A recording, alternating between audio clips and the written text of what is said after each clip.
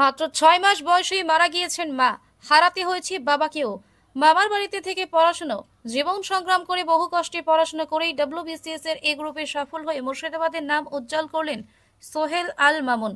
খুব দ্রুত food and supply ডিপার্টমেন্টের মহকুমা অধিকারী হতে চলেছেন মুর্শিদাবাদের সুতি থানার তেনাউরি জাক্তাই এলাকার কৃতি সন্তান সোহেল আল মামুন। বর্তমানে নতুন করে সুতির মধুপুরে বসবাস শুরু করেছেন তিনি।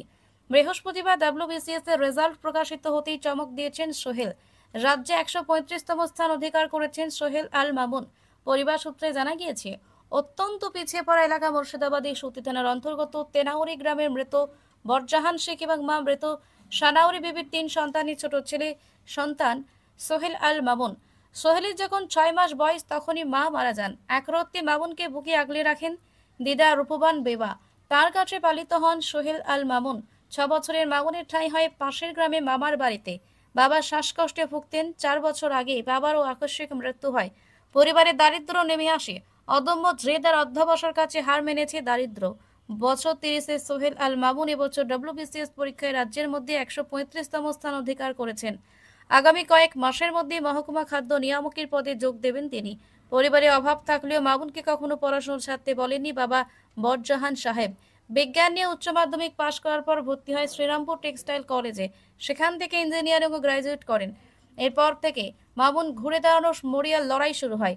অসুস্থ বাবার চিকিৎসার খরচ, পরিবারে কিছুটা সাহায্য করা এবং নিজে খরচ জোগাতে কেন্দ্রীয় স্কুলে ভোকেশনাল ট্রেনার হিসাবে পার্ট টাইম কাজ শুরু করেন। পাশাপাশি রাত জেগে ডব্লিউবিসিএস পরীক্ষার জন্য প্রস্তুতি চলতে থাকে।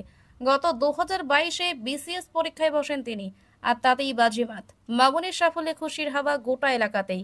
ভাগ্নের সাফল্যে খুশি মামারাও।